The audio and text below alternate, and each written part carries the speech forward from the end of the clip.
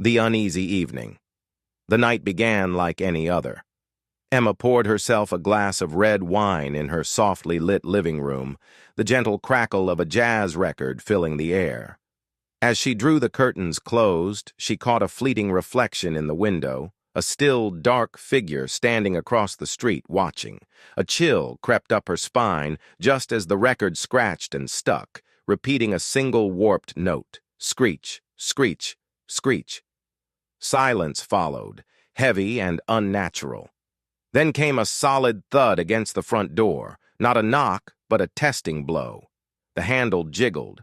Emma's breath caught. She was not alone. The hidden defense heart hammering, she ran to her bedroom. But she didn't just lock the door, she sealed it. From under her bed, she pulled out a heavy padlock, specially fitted to a strong steel hasp bolted to the door frame.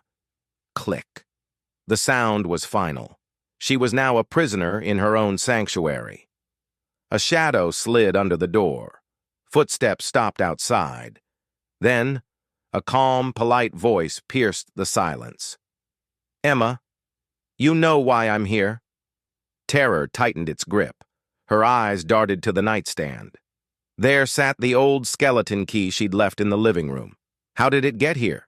The truth struck her like ice. He had already been inside. He'd placed it there. This was a hunt, and she was the prey. The twisted game. The voice came again, almost conversational. "You have the key. I need the key." A photograph slid under the door. It was a picture of her, taken through her own window days ago. He'd been watching, planning. Emma's mind raced. The skeleton key didn't fit the padlock. It was for something else. Her eyes landed on the large oak wardrobe against the wall. Inside it, hidden behind her coats, was a small door leading to a crawl space, installed by the previous owner for emergencies. Its lock was an old keyhole. His keyhole. As a heavy shoulder slammed against the bedroom door, wood splintering, she shoved the key into the crawl space lock. It turned. She scrambled into the damp, dark void and pulled the small door shut, plunging herself into utter blackness. For a moment, there was only the sound of her own ragged breath. She had made it. She was hidden. The final truth. Emma fumbled for her phone and switched on the flashlight. The beam cut through the dust, illuminating the cramped attic space, and then it fell on a pair of worn work boots. The light traveled up, over jeans, a dark jacket, and finally settled on a face.